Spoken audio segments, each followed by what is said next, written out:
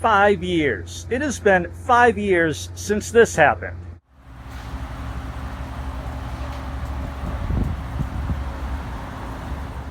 And I thought, what better way to do a 5-year recap than an Angry Bee's natural habitat, the drag strip. So here we are in Milan, Michigan, just southwest of my hometown, Detroit, at the newly rebranded Durana Dragway, where last night my 1320 made its 216th pass down the 1320, and where today the Texas Tin Can competed in the Modern Street Hemi Shootout.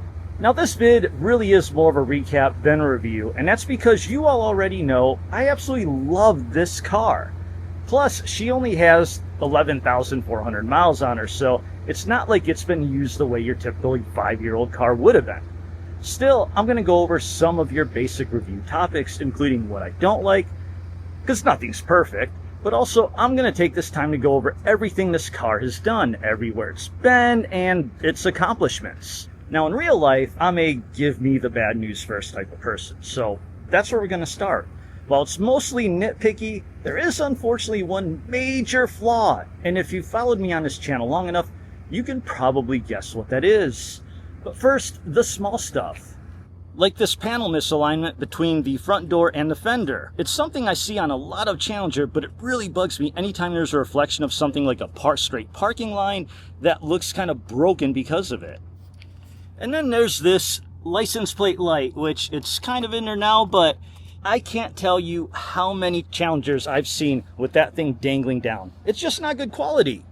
Mechanically, it hasn't been perfect either. The back of the valve cover here has a very light oil leak. Not enough to cause any issues or even impact the oil levels, but just enough that a few drops will end up on the exhaust, and when I first start up after it's sat for a little bit, it'll start smoking.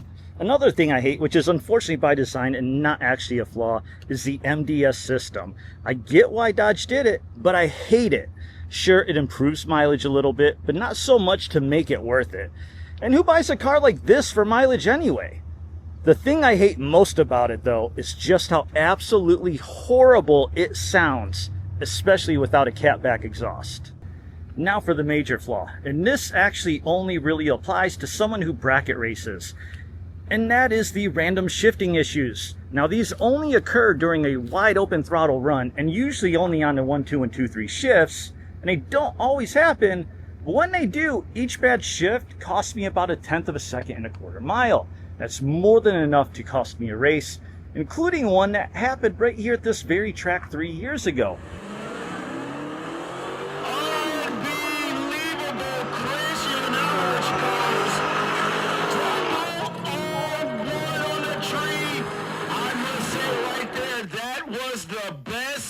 Reaction time of the day, but unfortunately,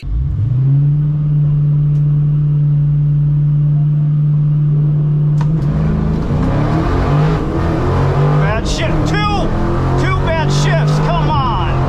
Catch up, catch up, catch up, catch up, catch up, catch up, catch up, catch up. After hitting a 001 reaction time, which by the way won me best reaction time of the event, I fell victim to 2 of these bad shifts, which in turn cost me the race and actual money, since that round would have put me in a semifinals of bracket. Now there's some debate over what causes it, but most likely it has to do with the torque management, and I'm not the only 1320 that has this issue. Unfortunately, the only fix for it is to get the transmission tuned. Now the only other bad thing I can think of is this minor display glitch for drag mode, but that's just a visual thing and doesn't actually affect anything. But that's pretty much it, at least for the stuff that's not in my control. Since I said I was going to tell you everything this car has been through, I'm going to include the scrapes and bruises. Like this rock chip I got driving my car to get the windows tinted, or these small paint chips from the road, or this hood pin, which might actually be a quality issue, honestly. Right next to that is this front bumper to fender gap, which is from me stripping the bolt when I pulled the cover off. That's not the only thing that's my fault. I also caused this dent in the quarter panel, which I don't really want to talk about, and this weird dent in the trunk lid. And it kind of pops out, which can only be explained by me loading up the trunk too much on one of my race road trips and closing the trunk on it, which could only happen because I removed all of the trunk trim for weight reduction. Lastly, there's a very tiny ding in the roof that honestly I have no idea where it came from. Now before I get to the good stuff, let's talk about the mundane stuff, and that would be maintenance. I've done all my own oil changes and have been sending out oil samples to get analyzed, and so far the engine is wearing beautifully, exactly as it should. Other than that, I haven't really had to do much, and it's never been back to the dealer, not even once. Now for the good stuff. As for my likes, basically everything. Sound, power, rumble, the ride, the looks, the color, I mean, you name it, I love it. Except the few things already pointed out. Which reminds me there is actually one more bad thing, and it's not so much bad as it is my one major regret. If I could go back to the day I ordered it, I would have kept it a single-seater. I mean, you can't beat a passenger seat and a rear seat for just $1 each, but still, I regret not getting a true factory single-seater.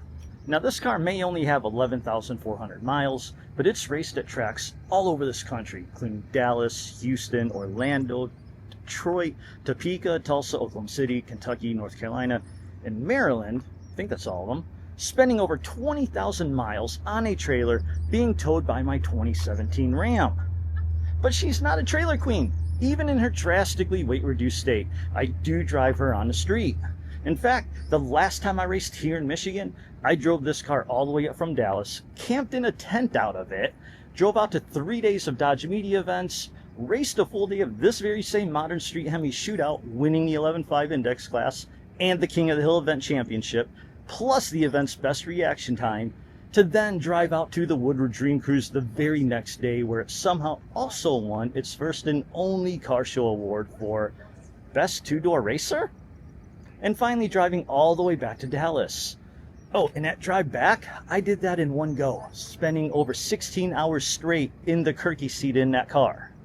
If that's not enough accomplishments for one trip, I also met a writer for Dodge Garage who ended up writing an article on my car, which you can see on the Dodge Garage website. Of course, there were a lot more race ones than that, and in 2022, we won or placed in every Modern Street Hemi shootout event that year, earning enough points to take home the King of Kings season championship. We've also won at Hollymo Party and the bracket class at Legion of Demons for 3 years running now.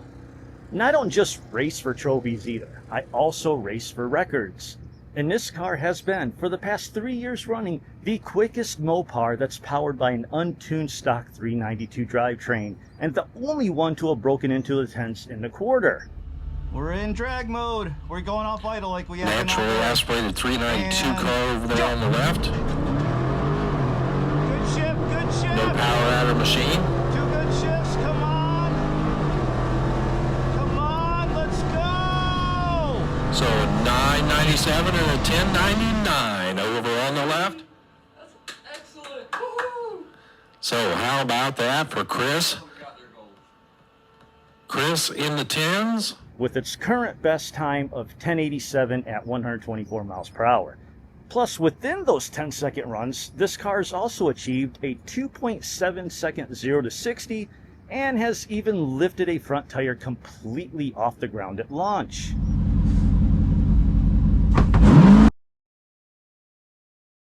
Now, I realize this recap is a bit drag racing focused, but again, this is a 1320, a car built by Dodge specifically for the drag strip. And with 220 quarter-mile passes under its belt, that means she has quite literally driven over 50 miles at wide open throttle. Add in shutdown area, staging lanes, pit roads, and this car has easily gone several hundred miles just at drag strips. But also, with 220 passes, you get 220 burnouts. And the car's still running strong. I mean, it is due for some maintenance probably. Like, it's kind of crazy that the diff fluid is still the same fluid it had from the factory. We did also venture out to a different kind of track once too, as this car has made 3 laps around a NASCAR oval at Texas Motor Speedway. Now granted, that was for a laps per charity event, but I still hit over 100 miles an hour going into a turn, which was pretty freaking awesome. Finally, there's all the stuff I've done and had happen all because of this car. Like this YouTube channel and everything that's come along with it, like a sponsored lightweight battery from Excess Power. But most importantly, I've met so many people and made so many friends, all because I walked into a dealer one day and placed an order for a badass hell-raising Dodge Challenger 1320. like right but next to me. You've heard me mention Caleb multiple times. We've raced him. He's knocked me out of competition, but I don't hate him for it. And, you know, he's a cool friend to hang out with in the pits. Now, I don't know what the future holds, and I don't ever want to get rid of her, and I have no plans to do that. But unfortunately, there is one scenario where I might have to. Now, hopefully it doesn't come to that, but in the meantime, like, comment, subscribe, click on my Amazon affiliate links, and I'll see you at the drag strip.